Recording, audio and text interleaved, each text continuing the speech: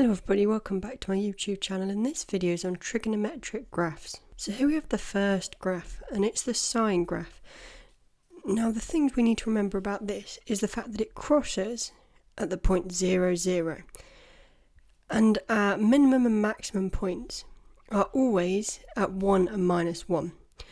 And then it just repeats every 360 degrees. So you can see here, our curve in the positive axes is between 0 and 180, and then in the negative axes it's between 180 and 360, meaning that for the next 360 degrees it would follow the same pattern and curve up and then curve down, and it literally just keeps on doing that for every single value that you could ever think of, but each time its maximum point is at 1 and its minimum point is at minus 1.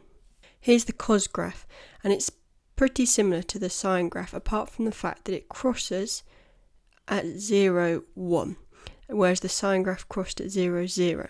It's the same as it repeats every 360 degrees, so if we carried this on, it's just going to continue for all the values of cos you could think of, just like the sine graph, and its maximum and minimum points are the same, at 1 and minus 1.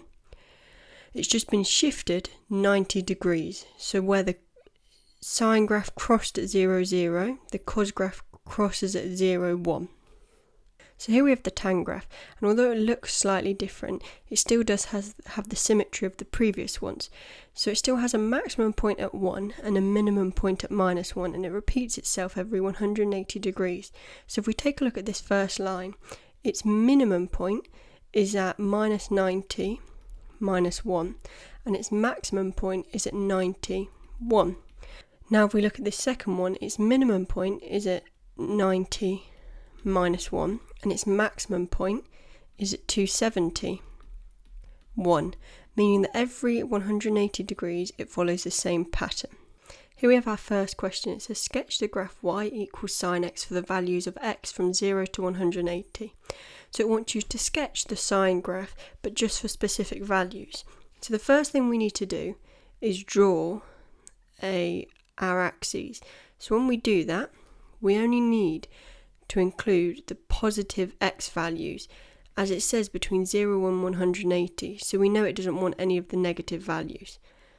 Now when we've done that, we need to remember the shape of it. So the sine graph crossed at 0, 0, that was where it crossed our axes, and it crossed them the next time at 0, 180. So if we label in 180, and we've remembered our maximum point was 1. So we want it to, when it's halfway between 0 and 180, to hit this maximum point up here. So if we put a little dot where we want that to go, and then we simply sketch the curve like that. And that's our sine graph sketched for the values of x from 0 to 180. Here we have our second problem, and it says sketch the graph y equals tan x for the values of x from minus 180 to 180. So this wants us to sketch our tan graph, but this time it says minus 180 to 180, so we need to make sure in our axes we include some space for negative x values. So if we draw our axes, we want to make sure that we draw the y line in the middle of our page, and then draw the x line with some space to put negative values. And we remember that the maximum point for the tan graph was 1 and the minimum point was minus 1.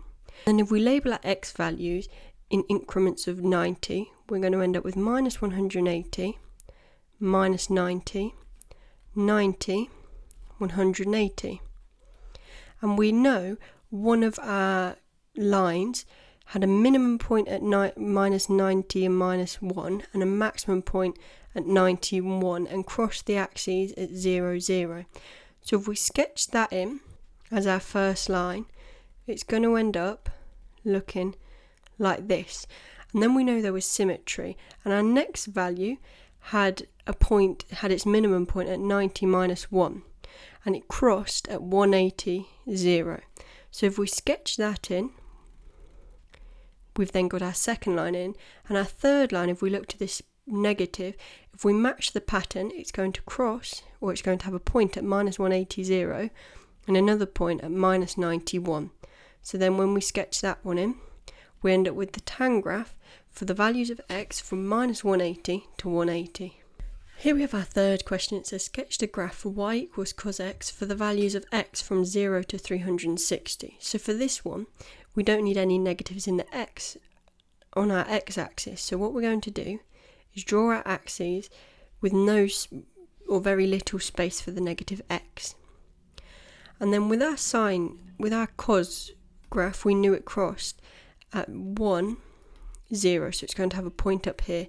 We know some of the minimum points were minus 1.